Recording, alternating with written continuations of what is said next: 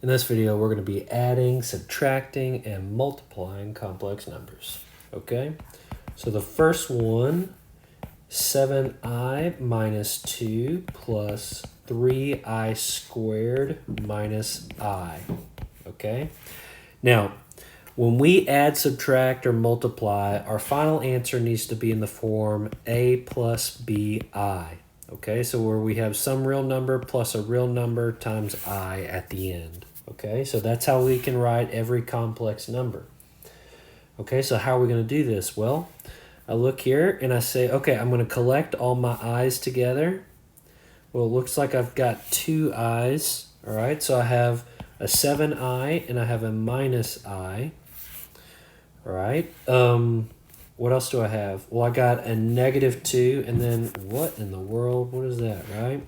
So I have a negative 2, and then how do we handle this? I don't see an I squared slot, right? Do you?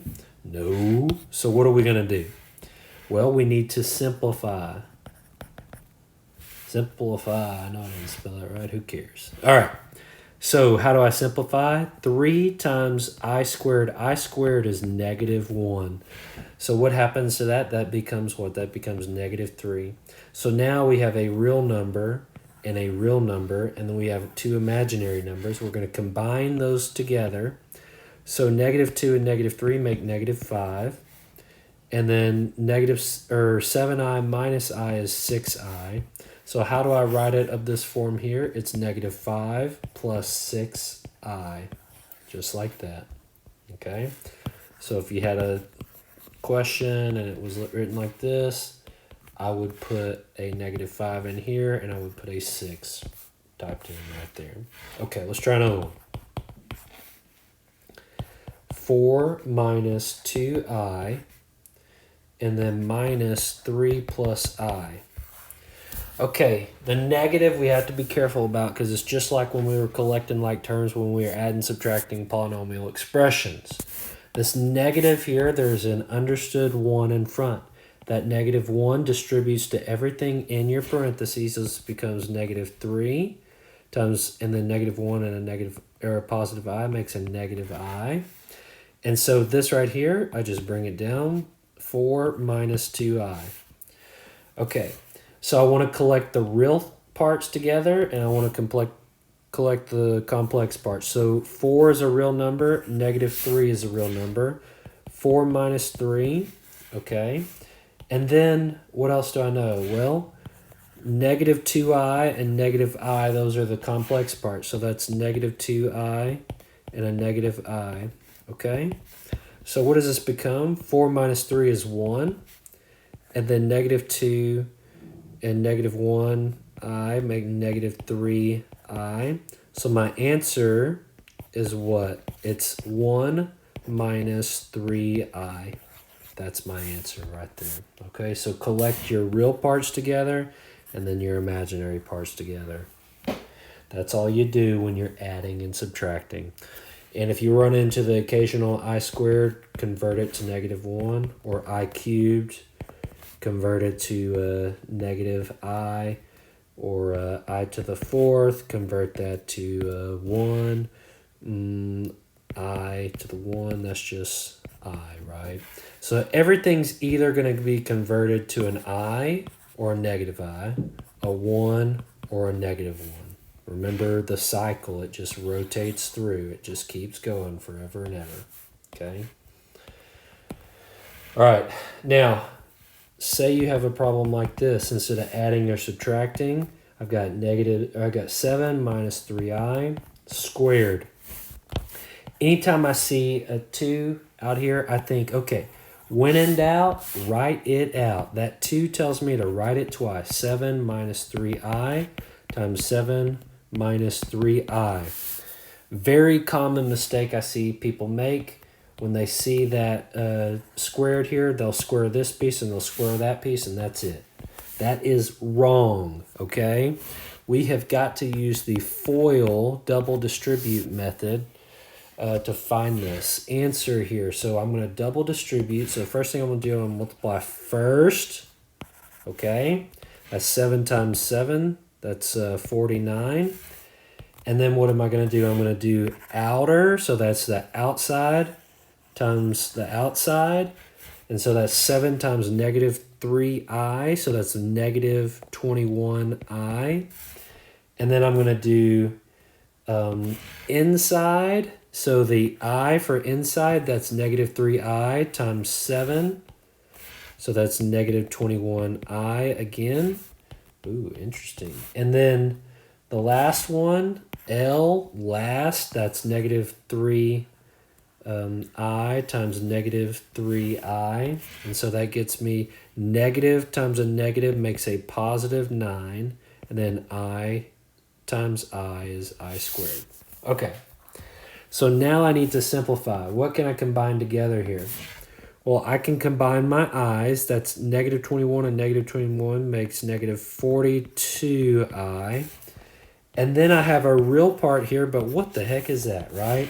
This ends up being I squared is negative 1 times 9 is negative 9. Now, negative 9 and 49 make what, 40? So my answer is 40 minus 42i. And that's the answer right there. Okay? Let's try another one. 9 minus 4i times 9 plus 4i. Ooh. So let's do it. FOIL. First, outer, inner, last. First, outer, inner, last. Double distribute. Distributing both of those pieces. So first is 81. Outer, that's 9 times 4i, which is 36i. Inner, that's negative 4 times 9, so I, and so that's negative 36i. And then last, that's negative 4i times positive 4i, gives me negative 4 times positive 4, that's negative 16. I times I is I squared. Okay, so if that was too much, I'll write it out over here. And so that gives me negative 4 times negative 4, times positive 4. And then an I times an I. So that gets me the negative 16, and that gets me the I squared. What do I know about I squared, guys? This is negative 1. And so then I have negative 16 times negative 1. That's a positive 16. So I have a positive 16, and I have a positive 81. Positive 16 times positive 81 equals what, 97? And then I have a 36i and a minus 36i. Oh my gosh. Those things make a match. What does that mean? That means that they go to nothing. They're zero. They go away, okay? So what am I left with? My answer is 97 plus 0i. Okay, so if you have the box where you have to write it as a complex, that's how you write it. Otherwise, if you're just on a test, you can just write 97. We don't have to put 0i there. Okay, so this is really weird, guys. We took two complex numbers. This is a complex number, this is a complex number. And I multiplied them together, and I got 97, which happens to be a real number. So, very interesting. Very interesting. So if I have a complex number, it looks like I might have found a way to turn that complex number by multiplying into a real number. Okay? So this has a special property. What do you notice the difference in between this first thing and that second thing there? The plus and the minus. That's the only difference. So we call this the conjugate. All right? The conjugate pair. And we'll talk more about this later on in the class, but I just wanted to introduce it for you, kind of giving you a little Easter egg of things to come. All right, you know me. All right.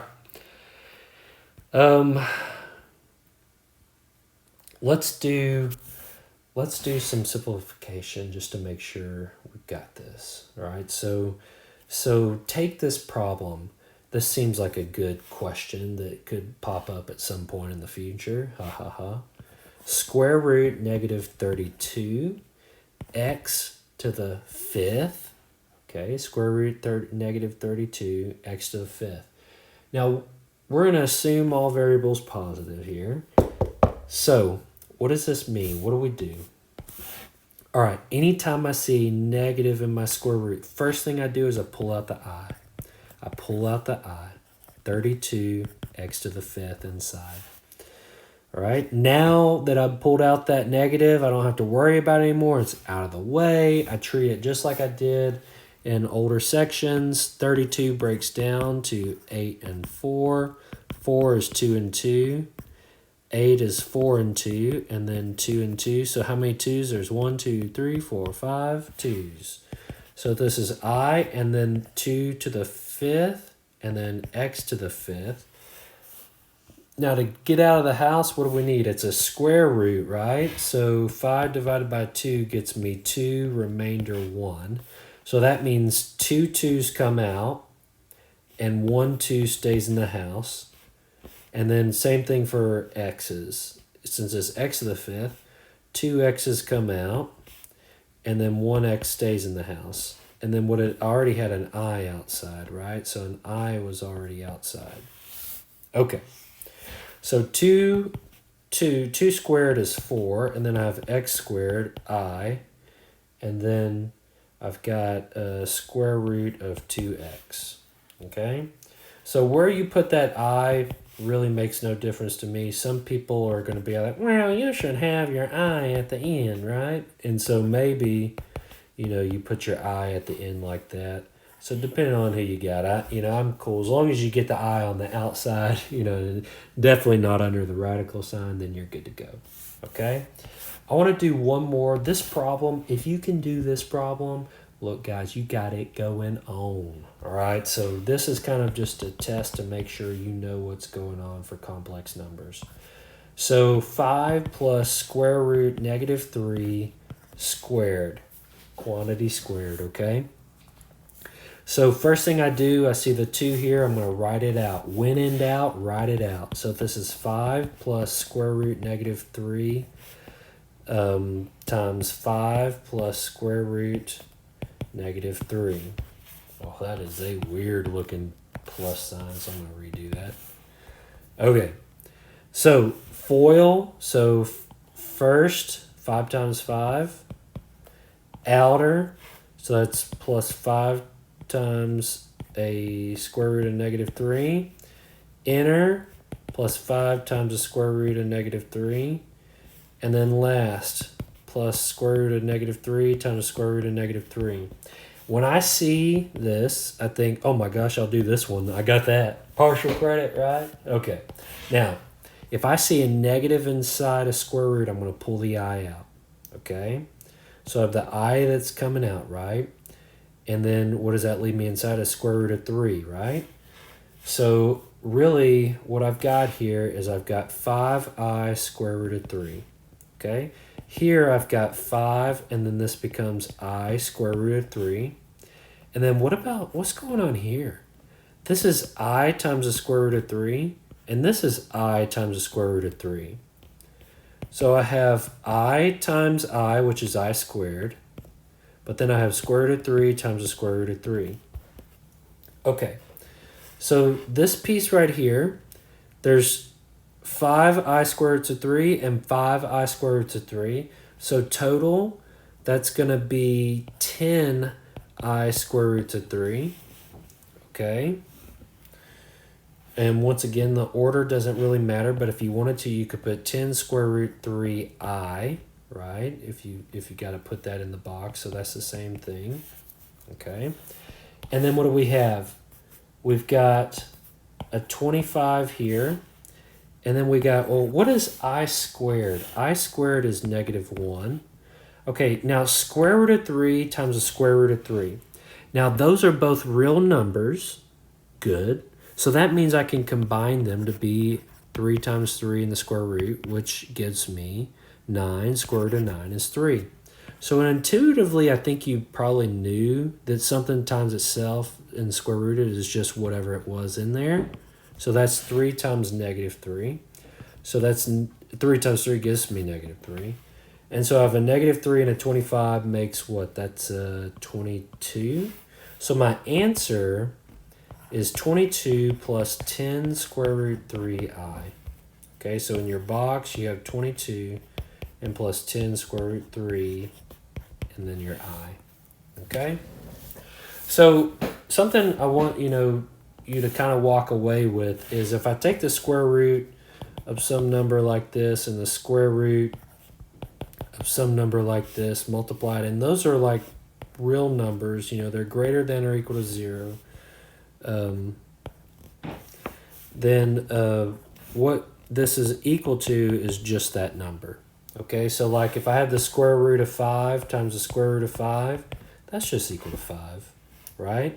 What you're writing is the square root of 5 squared, right? And so those undo each other as long as this is a real number inside. So if you don't believe me, you can do the square root of 3 times, and then you can do the square root of 3 again, and you get 3. Okay, so when you're in doubt, just do it in your calculator, and you'll make sure that you got it right, okay? All right, guys. Good.